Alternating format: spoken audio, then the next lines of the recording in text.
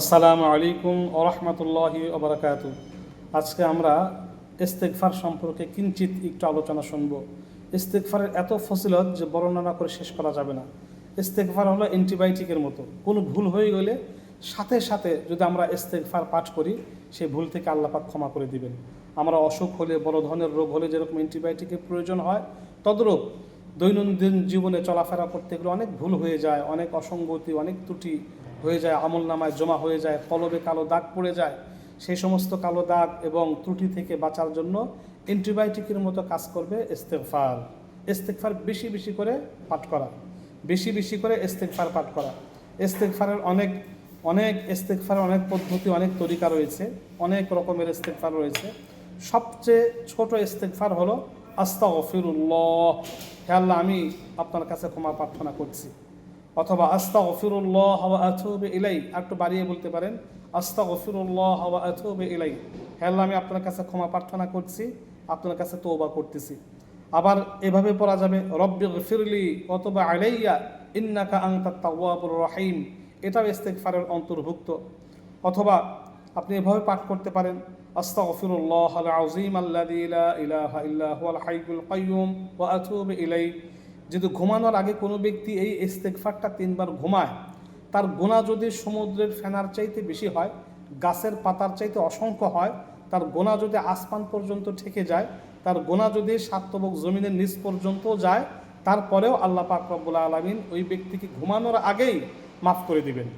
এই ইস্তেগফারটা আমরা ঘুমানোর আগে আস্তাগফিরুল্লাহাল আযীম আল্লাযী লা ইলাহা ইল্লা হুয়াল হাইয়ুল কাইয়্যুম ওয়া আতুবু ইলাইহি, ঘুমানোর আগে অবশ্যই 3 বার এই ইস্তেগফারটা পড়ে ঘুমিয়ে এই ফজিলত অর্জন করে নিব।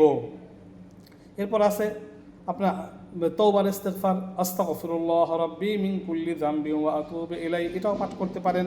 অর্থাৎ যত রকমের ইস্তেগফার আছে, আর সবচেয়ে একটা গ্রুপ সহিহ হাদিস দ্বারা প্রমাণিত আল্লাহ রাসূলের বিশেষ আমল এই সাইয়্যিদুল ইস্তেগফার, ইস্তেগফারের সর্দার, মানে সবচেয়ে বড় ইস্তেগফার। এটা আমরা সকালে একবার, সন্ধ্যায় একবার, ফজরবাদ একবার, মাগরিববাদ একবার অবশ্যই এটা পাঠ করব। এই আমলটা অবশ্যই আমরা করব। আমি সংক্ষেপে বলছি ইস্তেগফারটা।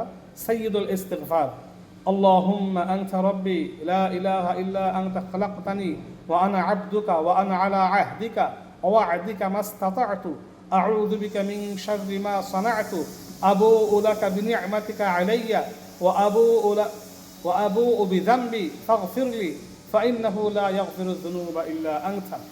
মহানবী সাল্লাল্লাহু আলাইহি ওয়াসাল্লাম বলেন, হাদিসে আসছে ক্বালা নবী সাল্লাল্লাহু আলাইহি ওয়াসাল্লাম সাইয়্যিদুল ইস্তিগফার আইয়াকুল আবদ, ওই ইস্তিগফারটা কোনো ব্যক্তি যদি পাঠ করে, মান ক্বালাহা মিনান নাহারি মুকিনান বিহা ফামাতা মিন ইয়াউমিহি ক্বাবলা আন ইউমসিয়া ফাহুয়া মিন আহলিল জান্নাহ।